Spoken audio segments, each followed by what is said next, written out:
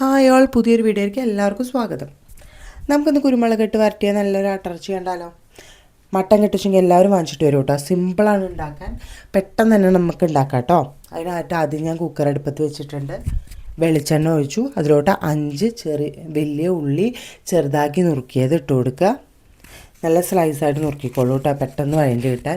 അതിലോട്ടും കുറച്ച് ഉപ്പും ഇഞ്ചിയും വെളുത്തുള്ളിയും പച്ചമുളകും കൂടി ചതച്ചത് ഇട്ട് കൊടുത്തിട്ടുണ്ട് കേട്ടോ. നന്നായിട്ട് വഴറ്റിയിട്ടതിന് ശേഷം പൊടികൾ ഇട്ട് കൊടുക്കാം. 1 സ്പൂൺ മഞ്ഞൾപ്പൊടി, 2 സ്പൂൺ മുളക് പൊടി, 2 സ്പൂൺ മല്ലിപ്പൊടി, 1 സ്പൂൺ കുരുമുളക് പൊടി, പിന്നെ മീറ്റ് മസാല ഇടുന്നുണ്ട്, ഓപ്ഷണലാണ്. ഗരം മസാല ഇട്ട് കൊടുത്താലും മതി കേട്ടോ നിങ്ങൾക്ക്.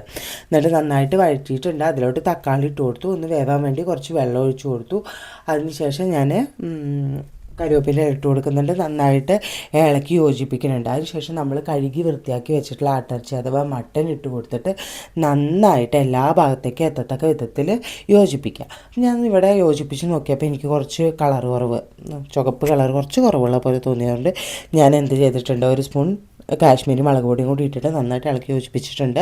അധികം വെള്ളം ഒഴിക്കേണ്ട കേട്ടോ, കാരണം മട്ടനിൽ വെള്ളം ഇറങ്ങും. അപ്പോൾ നമുക്ക് ഇത് ലാസ്റ്റ് കിട്ടുമ്പോൾ നമുക്ക് വഴറ്റിയെടുക്കാൻ ബുദ്ധിമുട്ടാകും, കുറേ നേരം നമുക്ക് നിൽക്കേണ്ടി വരും.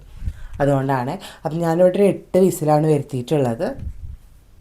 കുക്കറിനും അതേപോലെ തന്നെ മട്ടനും അനുസരിച്ചിട്ട് വിസിലിൻ്റെ എണ്ണം മാറാം. എല്ലാവരും നോക്കി ചെയ്യാം കേട്ടോ. അതിനുശേഷം ഞാനിവിടെ അടുപ്പത്ത് ചീനിച്ചട്ടി വെച്ചിട്ട് വെളിച്ചെണ്ണ ഒഴിച്ചു കൊടുത്തിട്ടുണ്ട്. ഒരു 20 ചെറിയ ഉള്ളി നന്നായിട്ട് ചെറുതാക്കി നുറുക്കിയതും കറിവേപ്പിൻ്റെ ഇലയും കുറച്ച് കുരുമുളക് പൊടി ഇട്ട് കൊടുത്തിട്ട് നന്നായിട്ട് വഴറ്റിയെടുത്തു. അതിനുശേഷം നമ്മളിവിടെ വേവിച്ച് വെച്ചിട്ടുള്ള മട്ടൻ അതിലോട്ട് ഇട്ടിട്ട് നന്നായിട്ട് ഇളക്കി യോജിപ്പിക്കുക. അതിൽ കുറച്ച് കുരുമുളക് പൊടിയും കൂടി ഇട്ടിട്ട് നന്നായിട്ട് ഇളക്കി യോജിപ്പിച്ച് വെള്ളമൊക്കെ വറ്റിച്ച് ഡ്രൈ ആക്കിയിട്ട് എടുക്കുക.